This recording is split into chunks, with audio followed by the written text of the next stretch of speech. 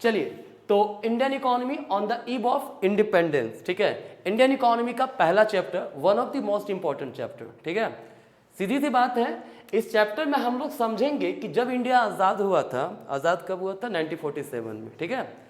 उस समय Indian economy कैसा था, इंडियन इकोनॉमी क्या बहुत तेजी से ग्रो कर रहा था या काफ़ी बैकवर्ड था, क्या स्थिति था, उन सब के बारे में हम लोग समझेंगे, ठीक है। बाकी मुझे नहीं लगता है कोई भी ऐसे यहाँ पे स्टूडेंट होंगे या जो भी आप लोग देख रहे होंगे कि नहीं, हमको पूरी तरह से पता है कि आपको पता होगा कि इंडिया कैसा स्थिति में था जब आज़ाद हुआ था, ठीक है। लेकिन फिर भी हम लोग डिटेल स्टडी करेंगे, ठीक है। तो सबसे पहला आपको पता होगा, ब्रिटिशर्स इंडिया जब आए थे, किस लिए आए थे? वो ट्रेड करने आए थे। इंडिया कब क्यों आए थे?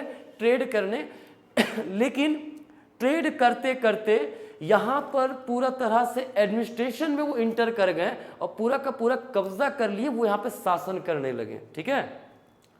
तो आखिर वो लोग क्या हम लोगों के लिए काम कर रहा था? ब्रिटिशर्स नहीं, वो अपने इंटरेस्ट के लिए काम कर रहा था और इंडियन इकोनॉमी का हालात काफ़ी ख़राब कर दिया था। वो हर एक पॉइंट से हम लोग ये चीज़ को समझने की कोशिश करेंगे, ठीक है। तो सबसे पहला आपको पता होगा, जो इंडिया है वो ब्रिटिशर्स का कॉलोनियल एरिया बन गया था, ठीक है।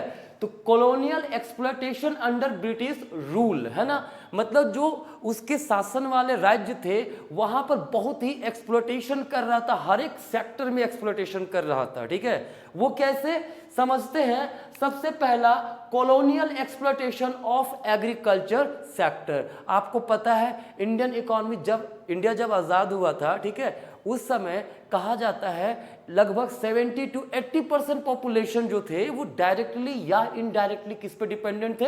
एग्रीकल्चर सेक्टर में, ठीक है। तो इतना ह्यूज पॉपुलेशन एग्रीकल्चर पे डिपेंडेंट था, ठीक है। तो ब्रिटिशर्स ने क्या सपोर्ट किया था क्या अपने शासनकाल में फार्मर्स का? नहीं, और स्थिति को खराब ही किया था। कैसे खराब किया था? कि कहा जाता है एग्रीकल्चरल एक्सप्लॉयटेशन इस रूप में हुआ कि उस समय जो लैंड रेवेन्यू सिस्टम था ना, वो बड़ा ही खतरनाक था। लैंड रेवेन्यू सिस्टम आप लोगों को पता होगा कि पहले क्या होता था? जमींदार होता था पहले, पता है ना, पहले क्या होता था? जमींदार होता था, ठीक है। और क्या किया जाता था ना, जमींदार जो होते थे वो क्या होते थे? Owner of the soil. क्या होता था? ऑनर ऑफ द लैंड बोल सकते हैं या फिर सॉइल बोल सकते हैं, ठीक है। उसे ऑनर घोषित कर दिया जाता था और वो जमींदार फार्मर्स को दे देते थे जमीन को प्रोडक्शन पर्पस के लिए, ठीक है। और कहा जाता है कि जो जमींदार होते थे जितना भी प्रोडक्शन करते थे ना ये फार्मर्स, उसका maximum portion as a rent वसूल लेते थे वो, ठीक है। इवन ऐसा भी होता था, प्रोडक्शन हुआ या ना हुआ, एक फिक्स कर दिया जाता था अमाउंट कि फार्मर को देना पड़ेगा। जहां से दोगे भैया आपका समस्या है, जमींदार को उससे टेंशन नहीं है, वो तो आपसे लेगा, ऐसा सिस्टम था, ठीक है। इसमें क्या होता था, जो फार्मर थे वो लोग प्रोडक्शन करना नहीं चाहते थे, कर रहे थे तो देखते थे कर्ज में डूब जाते, क्योंकि रेंट चुकाना है जमींदार को, नहीं दे पाते थे तो लोगों से ऋण लेते थे, लोन लेते थे, ठीक है। नहीं चुका पाने की स्थिति में आत्महत्या वगैरह कर लेते थे, ठीक है। तो एग्रीकल्चर सेक्टर को पूरी तरह से बर्बाद करने का जो श्रेय है उस समय ब्रिटिशर्स को जाता है अच्छे से, ठीक है, क्लियर है। दूसरा, अगर हम लोग बात करें colonial exploitation of industrial sector, तो भाई आपको पता होगा इंडिया फेमस था किसके लिए पता है? हैंडीक्राफ्ट इंडस्ट्री के लिए। हैंडीक्राफ्ट इंडस्ट्री समझते हैं? हाथ से ही बनाया हुआ नहीं रहता है, जो देखिएगा स्वेटर वगैरह घर तरफ कोई ना बैठ के बनाते रहते हैं, ठीक है। तो कुछ जो भी मतलब अपने हाथ से, ठीक है, आर्ट के रूप में जो भी यूज किए प्रोडक्शन किया जाता है वो सारे क्या होते हैं? Handicraft industry. इंडिया बहुत फेमस था उसमें, ठीक है। लेकिन ब्रिटिशर्स क्या किया, सबसे पहले तो इंडिया से रॉ मटेरियल लेके जाता था अपने कंट्री, ठीक है, और रॉ मटेरियल ले जा करके वहाँ पे बड़ी बड़ी कारखाने इंडस्ट्रीज होते थे, वहाँ पे प्रोडक्शन करता था, ठीक है, और वो ला करके यहाँ पे सस्ते दामों में बेच देता था इंडिया में। तो इंडिया को क्या प्रॉब्लम होता था कि भाई हैंडीक्राफ्ट इंडस्ट्रीज से जो प्रोडक्शन बना है, जो आउटपुट हुआ है, उस पर हैवी टैक्स भी लगा देता था तो महंगा हो जाता था। तो बेसी बात है उसको खरीदेगा कि मशीन से बना हुआ कपड़ा खरीदेगा। अगर आप देखिए स्वेटर अगर हाथ से बुनिए, ठीक है, और वही स्वेटर अगर मशीन से बनाया जाए तो मशीन से जल्दी भी बनता है और फिनिशिंग वगैरह बहुत अच्छा होता है, ठीक है। और वो सस्ता भी मिल रहा था तो लोग किसको खरीदने लगे, वो इंडस्ट्री से जो बना हुआ प्रोडक्ट है उसे खरीदने लगे। तो इंडिया का जो हैंडीक्राफ्ट इंडस्ट्रीज था उसके आउटपुट, उसके प्रोडक्ट का डिमांड मार्केट में काफ़ी घटने लगा, ठीक है। तो इस हिसाब से इंडस्ट्री सेक्टर भी बर्बाद ही था। क्लियर। अगर बात किया जाए इंटरनेशनल ट्रेड का तो कहा जाता है ना हर एक कंट्री कहीं ना कहीं अदर कंट्री के साथ ट्रेड करता है, ठीक है। लेकिन इंडिया का हालत कुछ ऐसा हो गया था कि मतलब ब्रिटिशर्स ने क्या किया ना, एक तो हैवी यहाँ का हैंडीक्राफ्ट इंडस्ट्रीज को बर्बाद कर दिया, ठीक है। हैंडीक्राफ्ट इंडस्ट्रीज के बर्बाद करने के बाद अपना इंडस्ट्री तो अपने पास रखा था, यहाँ पे इंडस्ट्री स्टैब्लिश भी नहीं होने दे रहा था, ठीक है ना। तो करता क्या था, यहाँ से इंडिया से रॉ मटेरियल लेके चल जाता था। क्या करता था, इंडिया से रॉ मटेरियल लेके चल जाता था अपने कंट्री, ठीक है। और वहां से उसे फिनिश्ड गुड्स बनाता था और फिनिश्ड गुड यहाँ पे बेचता था इंडिया में। तो इंडिया क्या हुआ, रॉ मटेरियल का एक्सपोर्टर कंट्री बन के रह गया और फिनिश्ड गुड्स का इंपोर्टर कंट्री बन के रह गया, ठीक है। ये देखिए कहा जाता है ना, अगर सिर्फ रॉ मटेरियल बेच रहे हो, ठीक है, भले ही आप सरप्लस में जाओ, ज़्यादा चीज़ बेच दो, ठीक है, लेकिन फिर भी आपका कंट्री बहुत तेज़ी से ग्रो नहीं कर पाएगा, क्योंकि फिनिश्ड गुड बनाने का इंडस्ट्रीज हमारे कंट्री में होना चाहिए, ठीक है। तो इंटरनेशनल ट्रेड में भी हालत कुछ बहुत अच्छा इंडिया का रहा नहीं। किसका देन था, ब्रिटिशर्स का देन था, ठीक है।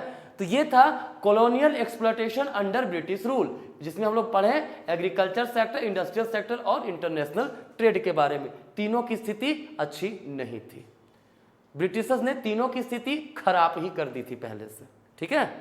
कोई दिक्कत यहां तक नहीं होना चाहिए। आगे देखिए, अब है features of Indian economy on the eve of independence. तो भाई फीचर्स क्या था, इंडियन इकोनॉमी था कैसा उस समय, इंडिपेंडेंस के समय। हम लोगों ने देखा कि ब्रिटिश अपने कॉलोनियल पीरियड में जिसमें शासन कर रहा था, ठीक है, उसमें बर्बाद किया एग्रीकल्चर को, इंडस्ट्री को बर्बाद किया, इंटरनेशनल ट्रेड को बर्बाद किया। एक्सेप्ट कर लिया मैं इस चीज को, ठीक है। तो भाई फीचर्स क्या थे, क्या क्या उसमें गुण थे इंडियन इकोनॉमी के, ठीक है। सबसे पहला स्टैग्नेंट इकोनॉमी। पहला क्या है, stagnant economy. Do you have any idea what is the meaning of stagnant economy? नहीं, चलिए, स्टैग्नेंट इकोनॉमी का मतलब होता है ना, ग्रोथ जो हो इकोनॉमी का वो काफ़ी स्लो हो रहा है, इनकम का ग्रोथ जो है वो काफ़ी स्लो हो रहा है। आपको जान के बड़ा ही आश्चर्य होगा कि 1925 से लेकर के 1950 के बीच में ओनली 0.1% का ग्रोथ रेट था इनकम में, ओनली 0.1%। सोच के देखिए कितना खराब स्थिति था, ठीक है। तो जब ग्रोथ काफी स्लो हो, लो लेवल का हो, ठीक है, तो वैसे स्थिति में क्या होता है, वैसे इकोनॉमी को हम लोग क्या कहते हैं, स्टैग्नेंट इकोनॉमी। अभी देखो ना, अभी इंडियन इकोनॉमी, आईएमएफ ने अबर बुक रिलीज किया था जिसमें क्या बोला था, इंडिया जो है वो सबसे फास्टेस्ट ग्रोइंग इकोनॉमी होने वाला है अगला डेकेड में। आने वाला जो डेकेड जो चल रहा है ये तो सबसे तेजी से ग्रो करने वाला इकोनॉमी है, ठीक है। और उस समय हालत ऐसा था, किसका देन था, ब्रिटिशर्स का देन था, ठीक है। मतलब बहुत अच्छे लोग थे नहीं ये सब, है ना। चलिए नेक्स्ट है आपका क्या, बैकवर्ड इकोनॉमी। बैकवर्ड इकोनॉमी किसको बोलते हैं, ऐसा इकोनॉमी जहां पर कैपिटा इनकम काफी लो है, ठीक है। आपको जान के यहां पर भी थोड़ा सरप्राइजिंग लगेगा कि मात्र ₹234 था पर कैपिटा इनकम इंडिया का at the time of independence.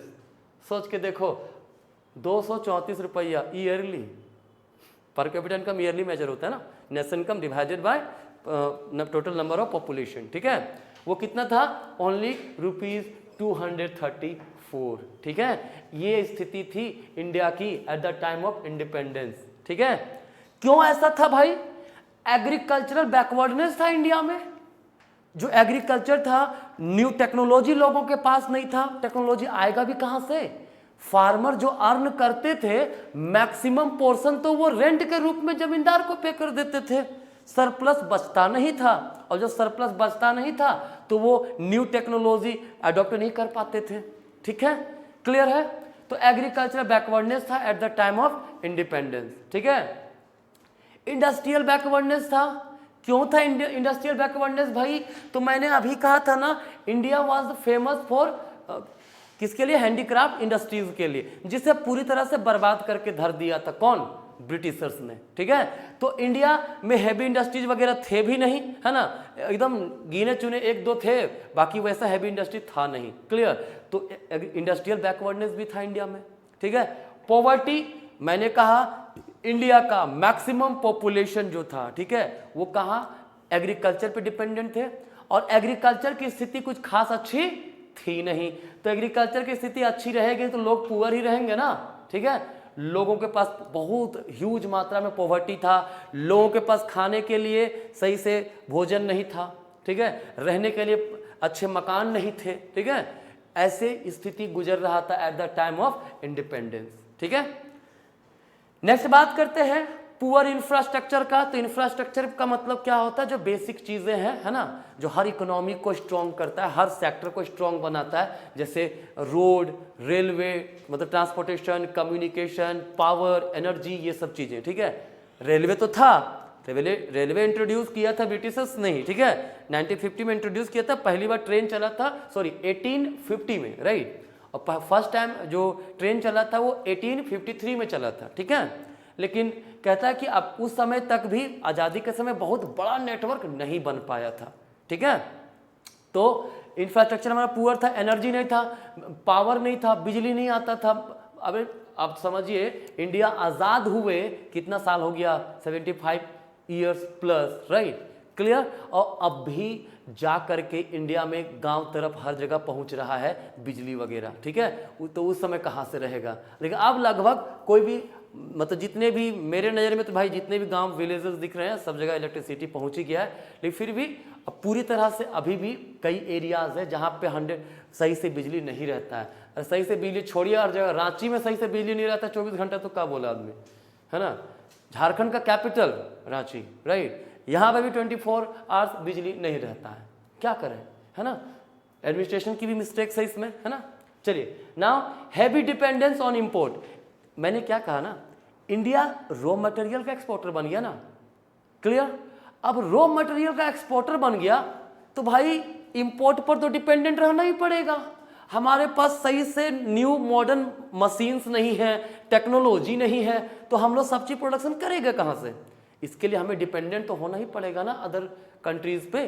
तो इंडिया का बहुत हेवी डिपेंडेंसी था किस पर, इंपोर्ट पे, ठीक है। इसके अलावा कॉलोनियल इकोनॉमी था, मतलब इकोनॉमी इस प्रकार का था ना कि देख के लगता था कि बंधा हुआ है, जकड़ा हुआ इकोनॉमी है। कैसे, क्या किया था ना, ब्रिटिशर्स ने क्या करके धर दिया था इंडियन इकोनॉमी को, कि जिस तरह से सोचा वैसे बना को छोड़ दिया हम लोगों को, ठीक है। वो कभी भी हम लोगों के इंटरेस्ट के लिए काम नहीं किया, ठीक है। हम लोग जो अपने कंट्री में जो प्रोडक्शन करते थे, डोमेस्टिक आउटपुट का प्रोड्यूस करते थे, उस पर टैक्स लगा देता था, ठीक है ना, वो महंगा हो जाता था। और अगर ब्रिटेन से कोई सामान यहाँ पे आ रहा है, ठीक है, वो टैक्स फ्री रहता था, क्या समझे। तो हम लोग ना चाहते हुए भी कहीं ना कहीं ब्रिटेन के प्रोडक्ट में इंटरेस्टेड रहते थे, ठीक है। मतलब ब्रिटिशर्स ने कोई भी काम अगर किया है ना इंडिया में, तो सिर्फ और सिर्फ वो अपने इंटरेस्ट के लिए। क्या ये मत सोच लेना, कोई आपको बोलता है ना क्या पॉजिटिव इंपैक्ट थे ब्रिटिशर्स का, कुछ कुछ पॉजिटिव थे, लेकिन डायरेक्टली नहीं, वो इनडायरेक्टली बेनिफिट मिला है। ब्रिटिशर्स ने हर एक चीज अपने फायदे के लिए किया है, ठीक है। अगर हम बोले रोड बनाया था, कहीं कहीं रेलवे इंट्रोड्यूस किया, वही, ठीक है, पोर्ट को सुधारा। पता है क्यों रेलवे इसलिए इंट्रोड्यूस किया ना, क्योंकि दूर दराज के एरियाज से, है ना, रॉ मटेरियल आ सके, इजिली पोर्ट तक पहुंचाया जा सके, क्या समझे। रोड वगैरह इसलिए डेवलप किया ताकि हर क्षेत्र से रॉ मटेरियल वगैरह लाया जा सके, और ब्रिटेन से जो सामान आता है ना उसको हर जगह बेचा जा सके, क्या समझे।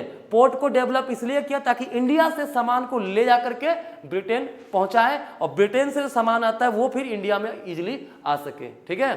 तो कहीं ना कहीं आप देखोगे इसका इनडायरेक्ट बेनिफिट मिला जरूर है, लेकिन डायरेक्ट बेनिफिट नहीं है, वो सिर्फ अपने फायदा के लिए कर रहा था, ठीक है। हो सकता है जब ब्रिटिश का रूल नहीं रहता, इतना खाना खजाना जो यहाँ से लूटा है नहीं लुटाया रहता, तो इंडिया उन सब चीज़ों में पहले डेवलप हो जाता, ये भी तो हो सकता था, क्या समझे, ठीक है। तो ब्रिटिशर्स ने कोई भी चीज़ें अपने हम लोगों के फायदे के लिए, वो अपना ही फायदा देख रहा था, ठीक है, क्लियर है। So these are the features of Indian economy, ठीक है, कोई दिक्कत यहाँ तक नहीं है।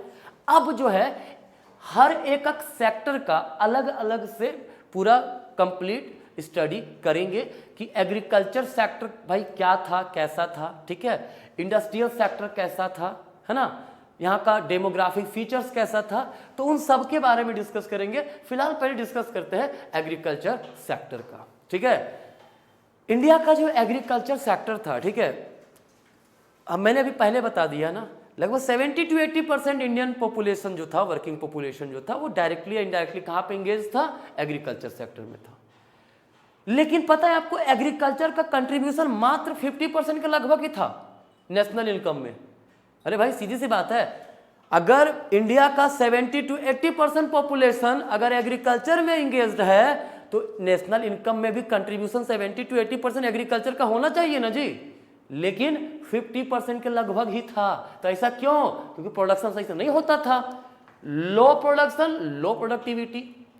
लो प्रोडक्शन का मतलब क्या हुआ, प्रोडक्शन आउटपुट जो था वो काफी कम होता था, ठीक है, और प्रोडक्टिविटी मतलब पर हेक्टेयर कितना आउटपुट प्रोड्यूस हुआ वो भी काफी कम था। क्यों ऐसा था? देखिए ऐसा इसलिए था ना क्योंकि पेस्टिसाइड वगैरह का यूजेस नहीं होता था, फर्टिलाइजर्स का यूज नहीं होता था, ठीक है, न्यू मॉडर्न टेक्नोलॉजी नहीं था इंडिया के फार्मर्स के पास, ठीक है, तो इस कारण से जो प्रोडक्टिविटी था वो काफी लो था, ठीक है, कोई दिक्कत नहीं। पहला पॉइंट। दूसरा पॉइंट है हाई डिग्री ऑफ अनसर्टेनिटी। क्या था? हाई डिग्री ऑफ अनसर्टेनिटी था। हाई डिग्री ऑफ अनसर्टेनिटी कहने का क्या मतलब है पता है? इसका मतलब है कि जो यहाँ के फार्मर्स थे ना, ऐसा कभी नहीं कह सकते थे कि इस बार मेरा प्रोडक्शन होगा ही होगा। क्यों पता है? वो सिर्फ डायरेक्टली डिपेंडेंट थे मॉनसून पे। मॉनसून सही आया तो खेती हुआ, नहीं आया नहीं हो पाया। अरे अब के समय में देखने को मिल रहा है कि इरिगेशन फैसिलिटीज पूरा डेवलप किया जा रहा है, ठीक है, हर जगह पावर सप्लाई किया जा रहा है ताकि लोग मोटर से भी मॉडर्न तरीके से भी कहीं ना कहीं क्या करें, इरिगेट कर सके अपने और प्रोडक्शन किया जा सके क्रॉप्स का, ठीक है। बट उस समय ऐसा नहीं था, हाई डिग्री ऑफ अनसर्टेनिटी था। मॉनसून अच्छा आया तो प्रोडक्शन अच्छा होगा, मॉनसून नहीं आया अच्छा नहीं होगा, ठीक है, कोई दिक्कत? नेक्स्ट है dominance of subsistence farming. Subsistence farming का मतलब समझते हैं?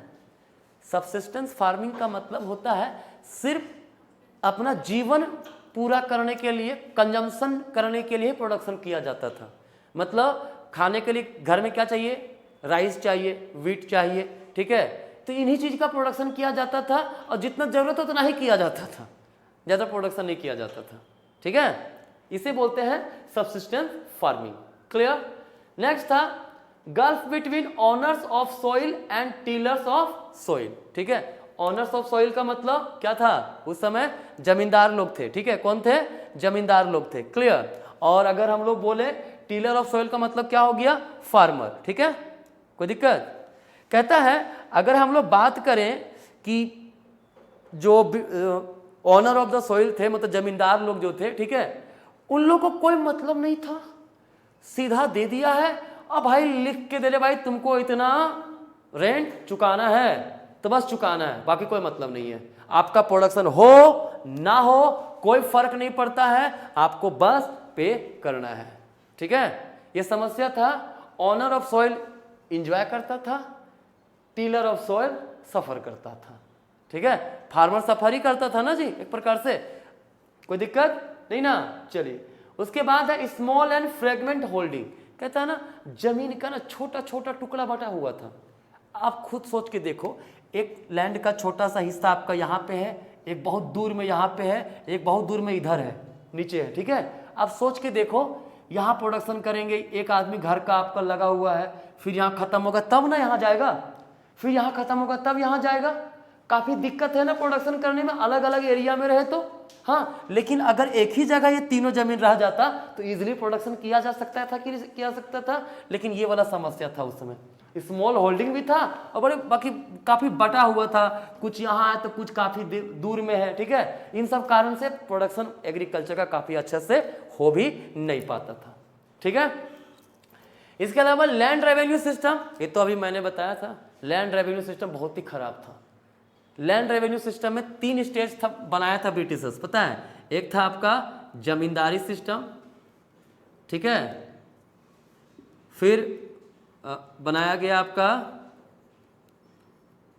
रोयतवारी सिस्टम, और एक था आपका महलवारी सिस्टम। पता क्या था ना, शुरुआत में क्या किया, जमींदार थे, ठीक है। तो जमींदार, ये तीनों सिस्टम का मीनिंग समझा दे रहा हूं ना। पहले क्या था, जमींदार होते थे, उसको एक एरिया मिल गया है ना, कुछ एरिया कुछ लैंड मिल गया कि इतना दूर तक आपका हिस्सा का है, आप ओनर है इसके, ठीक है। फार्मर को दे दिया गया, इन लोगों से रेंट वसूल के उसे ब्रिटिशर्स को देना था, ठीक है। तो अगर ब्रिटिशर्स को 1000 रुपया देना रहता था ना, तो फार्मर से 1000 नहीं वसूलते थे, ज्यादा वसूलते थे, ठीक है। क्यों, ये भी तो कुछ कमाएगा ना जमींदार लोग।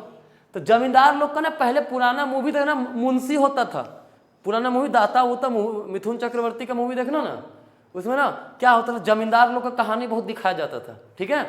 तो क्या होते थे उसमें, क्या करता था ना, जमींदार मुंशी रखता था, कुछ लोग गुंडे रखते थे, उन लोगों को भेजता था वसूलने के लिए, कहता था 2000 वसूलना है, वो गया वसूलता 2500 था, 2500, ठीक है। 2500 वसूला, 500 गुंडा लोग आपस में बांट लिया, 2000 जमींदार को दिया। अब जमींदार कितना दिया ब्रिटिशर्स को, 1000 रुपया अपने पास रख लिया। ब्रिटिशर्स को लग रहा है चलो ठीक है, टाइम पे आ जा रहा है पैसा, लेकिन मर कौन रहा वहां पे, फार्मर्स। बर्बाद तो फार्मर ही हो रहा था ना। ये किसका सिस्टम था, ब्रिटिशर्स का सिस्टम था। क्लियर।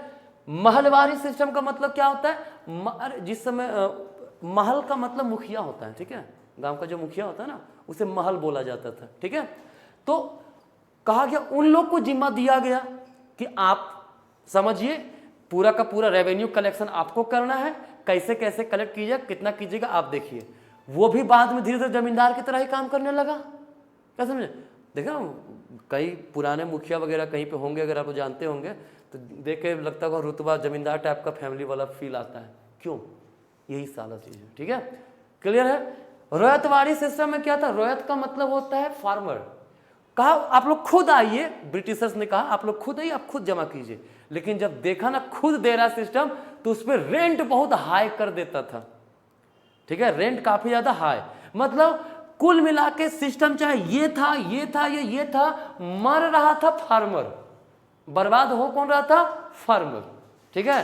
कोई मोह माया नहीं था फार्मर से कि भाई फार्मर रहे ना रहे, मर जाए क्या हो, कोई टेंशन नहीं था उन लोग को, ठीक है। चलिए कोई दिक्कत नहीं, लैंड रेवेन्यू सिस्टम ये सारे सिस्टम थे, ठीक है। उसके बाद था फोर्स्ड कमर्शियलाइजेशन ऑफ एग्रीकल्चर, ठीक है। देखिए मैंने कहा था ना, फार्मर्स जो थे वो सिर्फ और सिर्फ अपने कंजम्पशन के लिए प्रोडक्शन कर रहे थे, प्रोडक्शन करके बेचते नहीं थे, ठीक है। या कमर्शियल क्रॉप्स का प्रोडक्शन नहीं करते थे, जैसे कॉटन का प्रोडक्शन हो गया, जूट का प्रोडक्शन हो गया, ठीक है, इंडिगो का प्रोडक्शन हो गया, इन सब का प्रोडक्शन इंडियन फार्मर ज़्यादा नहीं करते थे। जो खाने पीने का जितना चीज़ है, वेजिटेबल्स हो गया, वीट हो गया, राइस हो गया, यही सब चीज़ों का प्रोडक्शन मैक्सिमम करते थे। अब ब्रिटिशर्स ने क्या किया ना, देखा कि यूरोप में जिस तरह के प्रोडक्ट का डिमांड था ना, वैसे चीज़ों के लिए यहाँ पे फोर्स डालने लगा, ठीक है। इंडिया का इंडिगो यूरोपियन कंट्रीज में बहुत फेमस था, ठीक है। तो ब्रिटिशर जबरदस्ती इन लोग को बोलता था कि आप इंडिगो का प्रोडक्शन करो, ठीक है। आप लोग शायद 9th-10th में किसी इंग्लिश का बुक में पढ़े होंगे इंडिगो चैप्टर, ठीक है, आपको याद होगा, है ना। उसमें इंडिगो का प्रोडक्शन से लेकिन एक समस्या था, जो लैंड था ना खराब हो जाता था, इवन बंजर हो जाता था, ठीक है, फर्टिलिटी काफी घट जाती थी उसकी, ठीक है। क्लियर। तो लेकिन उन लोग जबरदस्ती करवाता था कि नहीं आपको करना पड़ेगा, नहीं तो इतना टैक्स आप पे इम्पोज कर देंगे वगैरह वगैरह, ठीक है। तो ये था आपका एग्रीकल्चर सेक्टर का पूरा फीचर्स, क्या था नहीं था ये। क्लियर है।